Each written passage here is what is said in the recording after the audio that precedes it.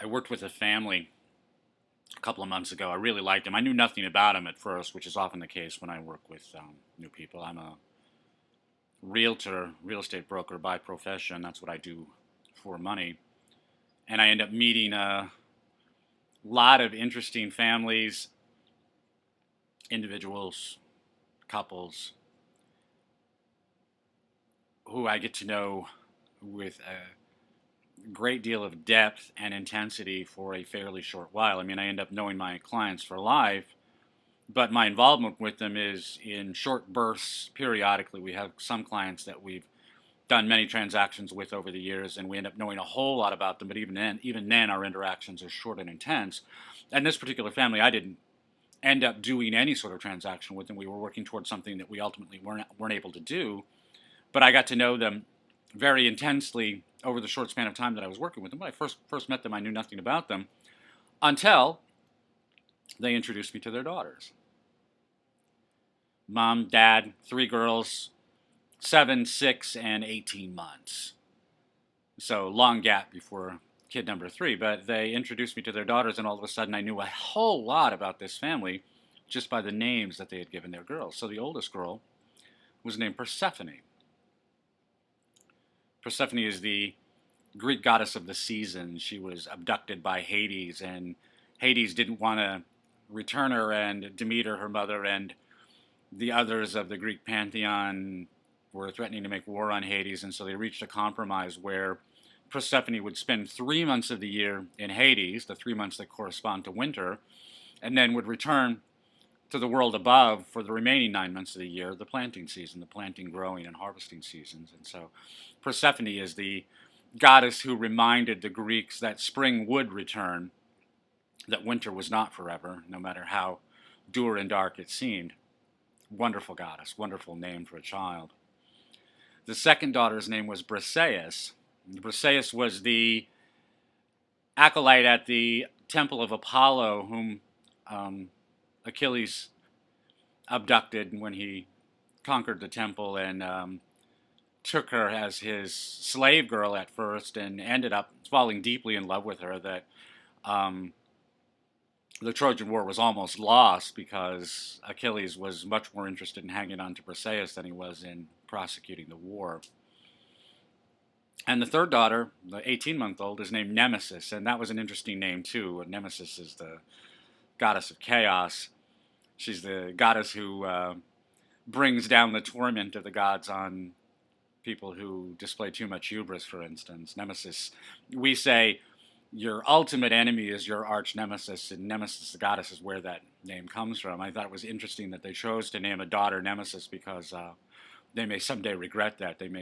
She may bring the chaos of the gods down on them, but I don't believe she will, because this family was so well managed, and you can simply tell by the quality of the names. Instead of having goofy made-up names or traditional names, they had names that the parents had thought very carefully about. Obviously, they were as enthralled as I am by Greek civilization, and so they chose 3 Greek names for their daughters, but they were beautiful names, wonderful names. They were names that these girls were going to have to grow into, and they are growing into them, which is really interesting to see. The other thing that was interesting to me about this family is how well-behaved, well-mannered, and responsible these children were. The 2 older girls were Johnny on the spot in terms of keeping Nemesis out of trouble. She's 18 months old, and therefore she's just old enough to be curious and rebellious and Johnny into everything. And these older girls were very good at keeping an eye on her, picking her up when necessary, putting her in the car seat, getting her out of the car seat.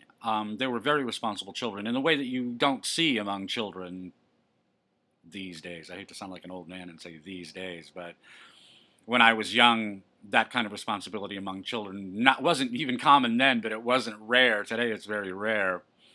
So just knowing those 3 names, I knew I was dealing with very serious parents, and the more time I spent with them, the more serious I realized that they were.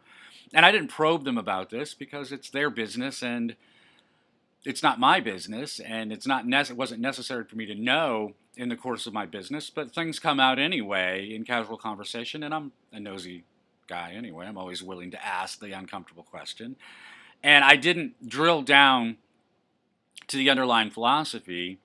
But I know that there is one.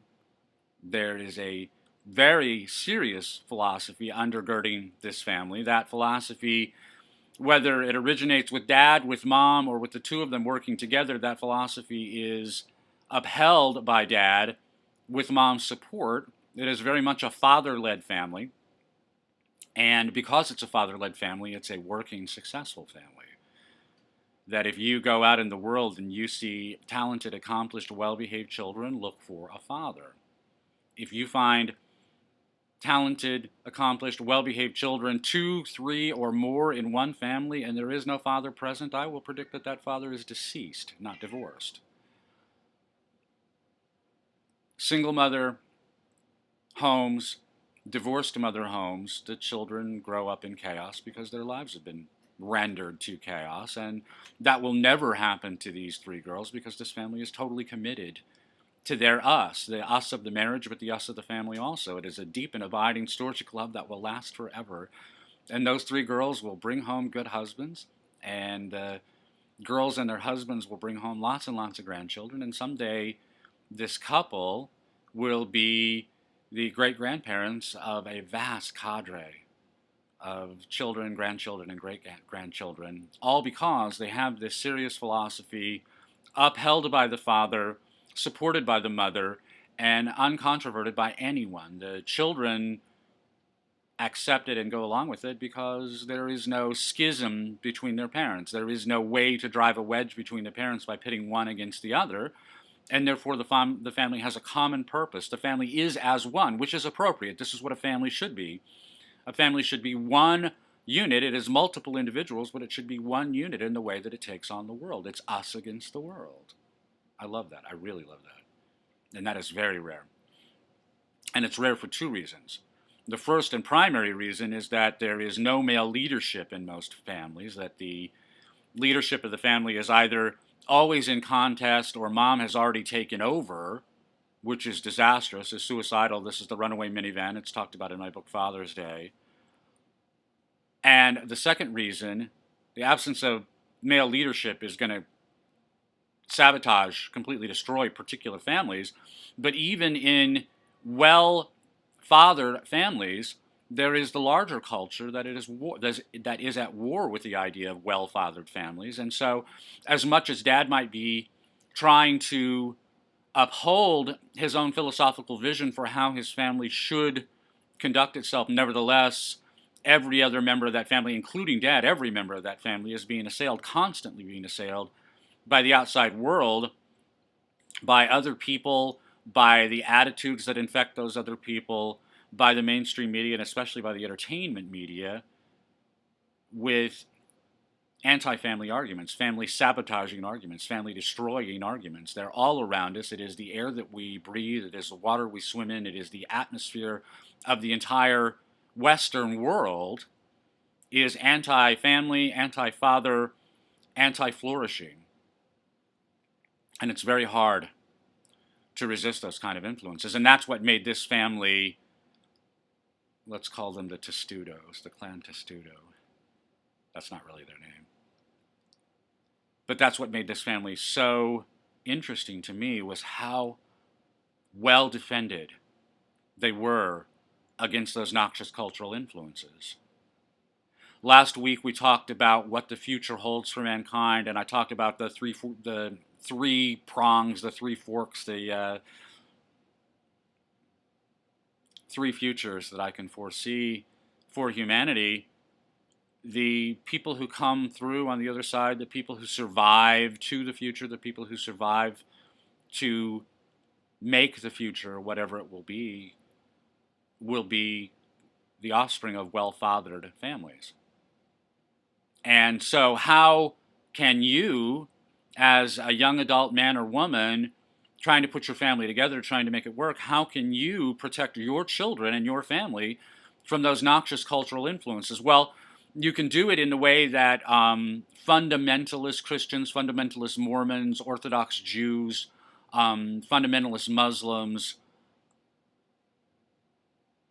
isolate themselves in one way or another from the world at large, down to or up to and including living completely off the grid so that your children are not infected by the outside culture because they have no contact with it. This is a hard way to go, and it's unlikely to be very commonly practiced right now. Once civilization collapses, the people who survive will be living that way as a matter of necessity, much like the pioneer Americans were living isolated from everyone else simply because there was a lot of land and no population. That will be the case after the collapse, too. A lot of land and a massively reduced population. And you can do the sorts of things that I talk about in our home life. I've mentioned the ideas of Benedy and Malady as a way of understanding art, at dispensing with the terms comedy and tragedy. A Benedy is a story in which the action moves from worse to better. We start off with a unsatisfying, chaotic, potentially ruinous situation, and by mastering new ideas, the heroes achieve a better, more satisfying life by the end of the story. The action moves from worse to better. Malady is the opposite. The action moves from better to worse.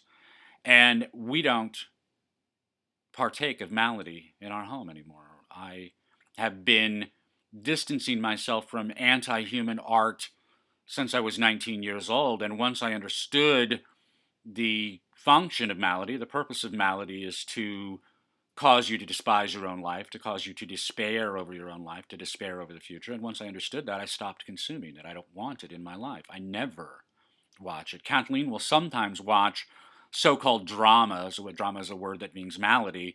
She will sometimes watch dramas without me, but I won't watch them at all. I won't have anything to do with them because I don't want them poisoning my mind. I only watch Benedy, and when I'm watching something that I expect to see, expect to be a Benedy, and I see that it is not a Benedy, I just stop it. I just get out of it because it really makes me ill. Not physically ill, but it makes me mind sick. I can see what kind of poison is being injected into my mind, and I don't want it to happen, and so I don't let it happen. I switch it off. I do something else instead. And that is a way that you can do this. You don't have to live off the grid. You just have to pick and choose. You don't have to eat bad fruit either. That if you go look at the fruit at the end of the day at the supermarket, some of it will look really good and fresh, and some of it will look really bruised up and chopped over. And you don't have to buy that stuff. You don't have to eat bad food, and you don't have to fill your mind with bad ideas.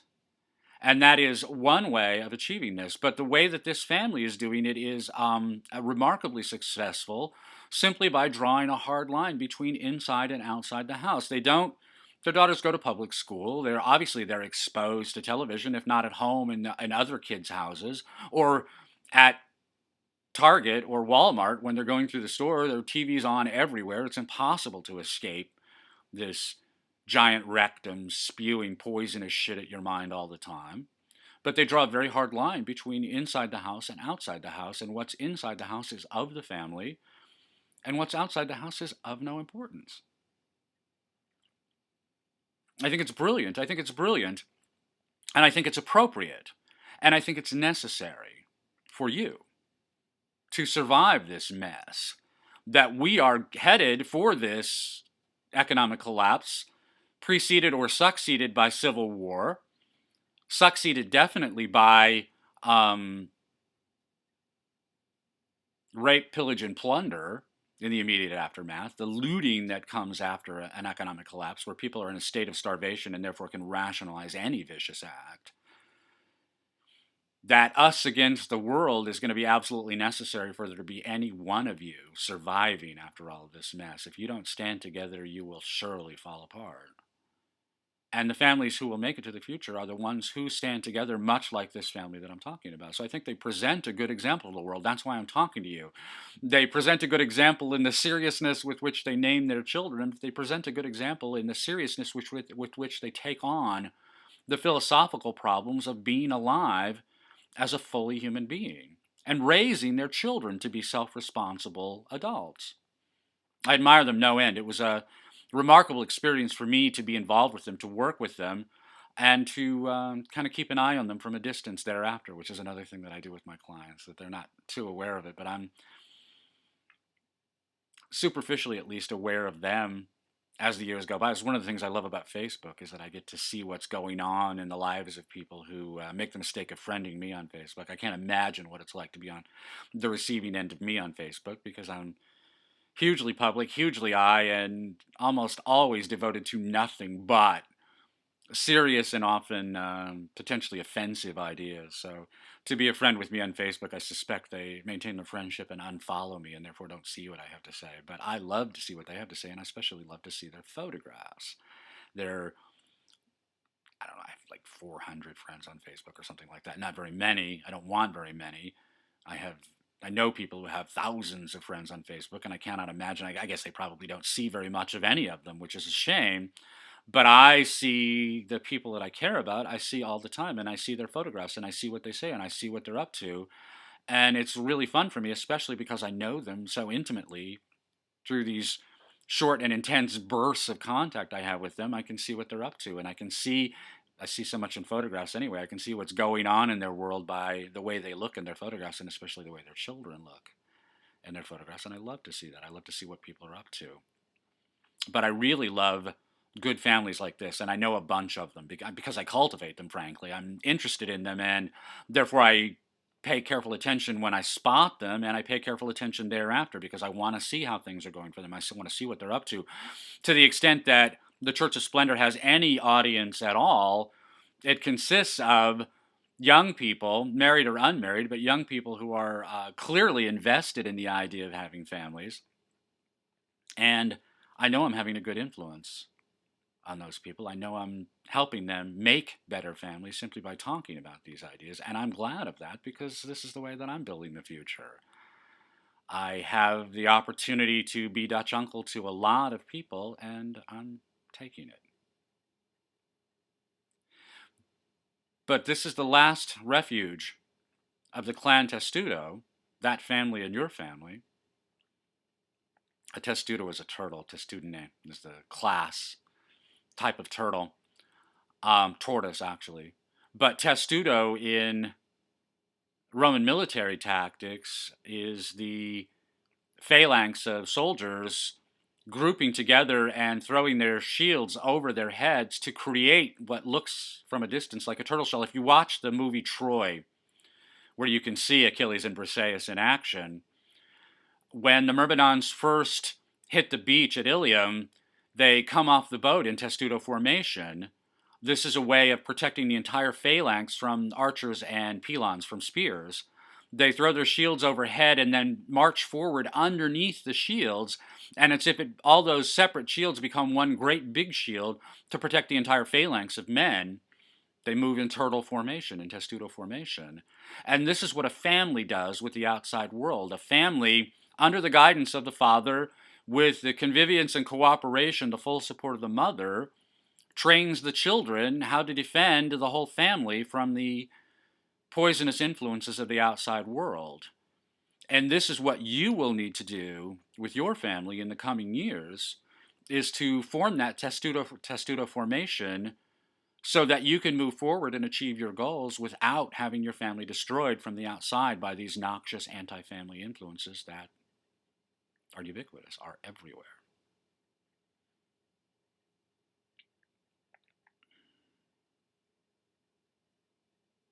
I admire you no end for doing that. To be committed to your own life is a remarkable achievement in a world that's hostile to human life, however it manifests itself, except in vice. Your vices will always be supported and subsidized. Your virtues will always be criticized, denounced, and punished. But I admire you for pursuing those virtues anyway. And I admire you for forming that storgic relationship with your wife, and for the two of you forming that storgic family where you all stand together, and you all stand together even if everyone else in the universe is turned against you, where you stand there in testudo formation and let the arrows rain down on you, knowing that by your mutual commitment to each other, you are fully protected. You're physically vulnerable, but you're not emotionally vulnerable because you have each other's back. You're looking out for each other. This is the way to the future. This is how the future will be formed, how it will be forged, how it will be made. It will be made by families like yours. And I'm very proud to know you. I'm very proud to be involved with you. I'm very proud to have this influence on you. I'm very proud to have you influencing me, because this is the path of human virtue. And this is the way the future will be built. So here's my Hats off to the clan Testudo wherever they're found, in my home, in your home, in the home of these wonderful children. And here's to more Testudo formations everywhere.